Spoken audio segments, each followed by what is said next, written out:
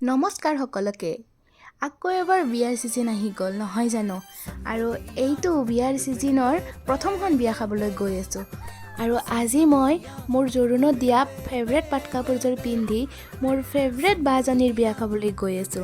তেতিয়াহলে বলকচোন আজি ভিডিঅটো হাজন কাছনৰ পৰা আৰম্ভ কৰো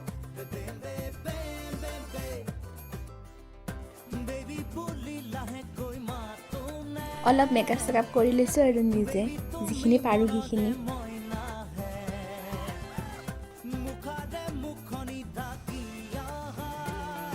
এই কাপোৰযোৰ যে মোৰ খুব প্ৰিয় কাপোৰৰ কালাৰটো মানে মোৰ খুব প্ৰিয় হয়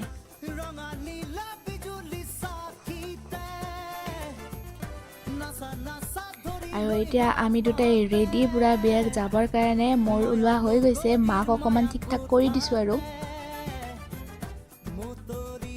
এয়া হৈছে মোৰ ফাইনেল লুক কেনেকুৱা লাগিছে আপোনালোকে জনাব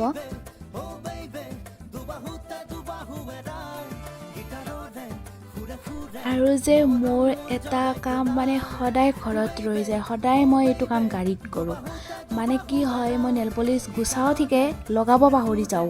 আৰু সদায় মানে গাড়ীত বহিয়ে মই নেল পলিশ লগাও আজিও হে একে অৱস্থা আৰু এয়া আমি পাই গলো ফাইনেলি বিয়া আৰু আজি বিয়াখন হৈছে অসমীয়া ছবি জগতৰ কৌতুক অভিনেতা হিৰণ্য ডেকাৰ একমাত্ৰ ছোৱালী হিমাশ্ৰী ডেকাৰ বিয়া আৰু এয়া হৈছে দৰা কইনাজনী যে মোৰ খুব প্ৰিয় সৰুৰ পৰাই বাজনী মোৰ খুব প্ৰিয় হয় আৰু এয়া আহি গ'ল ৰবি শৰ্মা দা আৰু আপোনালোকক দেখাম বুলি অকমান ভিডিঅ' স্ক্ৰিপ্ট ৰাখি থৈ দিছো তেখেতৰ আৰু অসমীয়া বোলছবিৰ বহুতো এক্ট্ৰেছ আহিছিলে কিন্তু তেখেতসকলৰ লগত এনেকৈ মোৰ ভিডিঅ' কৰা হোৱা নাই আৰু যে এইটো যে মোৰ খুব বেছি ভাল লাগিছে বিহু নাচি থকাৰ পিছফালে দেখিছেনে প্ৰজেক্টৰত ধুনীয়াকৈ বিয়াৰ যিটো ভিডিঅ' কৰিছিলে মানে বিয়াৰ দিনাখন যিবিলাক ভিডিঅ' আছিলে সেইটো দেখাই আছে বিয়াৰ খুব ধুনীয়া লাগিছে এইটো মই মানে ফাৰ্ষ্ট টাইম দেখিছোঁ এনেকৈ কৰা সঁচাকৈ খুব ভাল লাগিছে বিহু নাচ আৰু মই এটা এৰাব নোৱাৰা সম্পৰ্ক য'ত বিহু দেখো তাতেই নাচি উঠে গা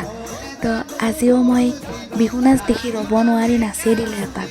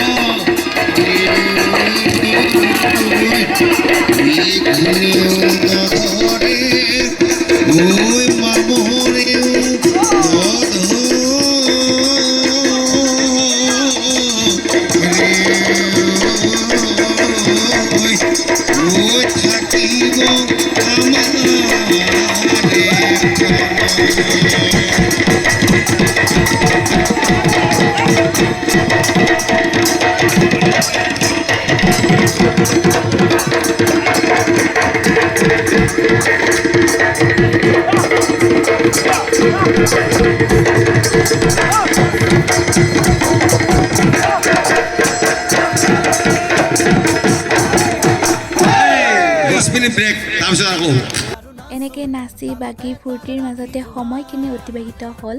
আৰু আমাৰ ঘৰলৈ উভতিবৰ সময় হ'ল গতিকে আজিৰ ভিডিঅ'টো ইমানখিনিয়ে আছিলে নেক্সট এটা ভিডিঅ'ত লগ পোৱাৰ আশাৰে আজিলৈ বাই বাই